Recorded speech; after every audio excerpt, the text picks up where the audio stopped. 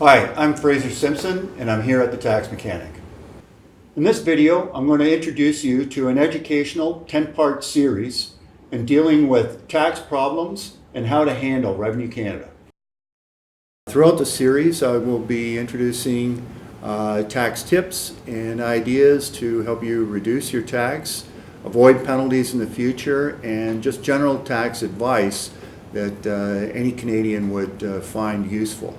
A typical tax problem is when a family comes to me and they haven't filed for a number of years and Revenue Canada has frozen their bank accounts. I go in and negotiate on their behalf and have the accounts unfrozen so that they can get on with their lives.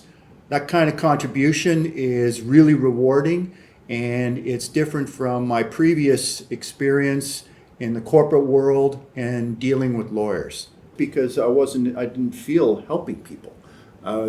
The way that I am now. Now I see it, I feel it. They leave and their lives have been improved by what I did. When you work in the corporate world, because I saved the businessman $10 million in taxes over here, that's not very rewarding, right? But when the family goes out and I just got their bank account unfrozen and they can get on with their lives and they paid up their taxes and Revenue Canada is no longer a problem for them, it's really rewarding. So it gets me up in the morning. Over the past year, I've noticed an increase in Revenue Canada collection actions. They've been garnishing bank accounts, garnishing wages, leaning property.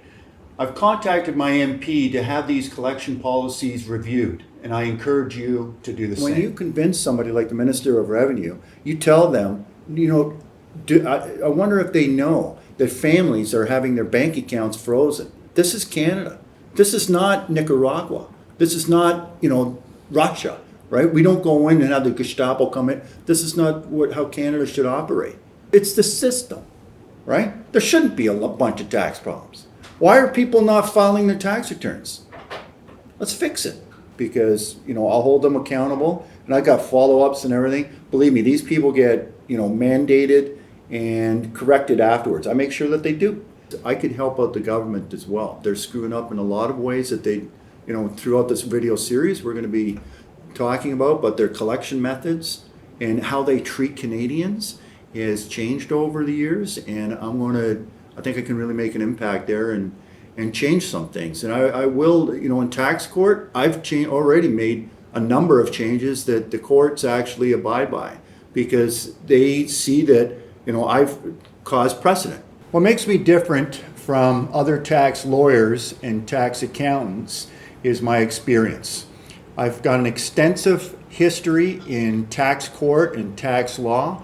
Also, on the other side, I have various degrees of litigation support and analysis. So I use practical little things in court where I've got this, we'll talk about it specifically in an episode, but I've got specific tactics where I can go in and I know emails, for example, if they don't have a certain email or something, they lose. That's why I never lose in tax court, because I've got a little toolkit here that I've gained over 35 years. We provide three main services. The first one is objections, the second one is tax court, and the third one is the voluntary disclosure program applications. We fill them out and follow the whole process for you. Tax court, we attend on your behalf.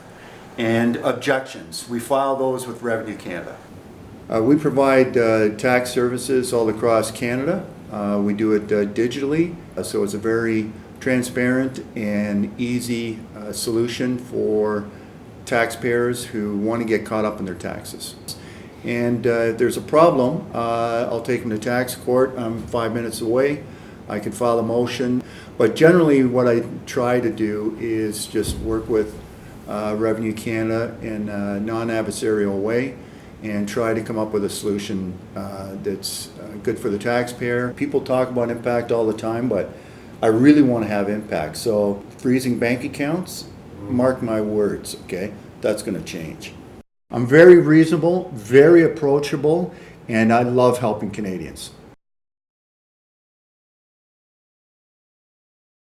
Believe me, I've got a lot of tools in my chest. And so if they act badly, they come to the wrong person. I've never really kind of consider changing the system. But, now I feel like I can do it. I can talk to them. What argument is the Minister of I can't wait to talk to her. What argument is she going to give to me? We got to do things that are fair. I'm sure those actions and that legislation was from 1973. That's when they had the last major tax overhaul. It's time for a new overhaul.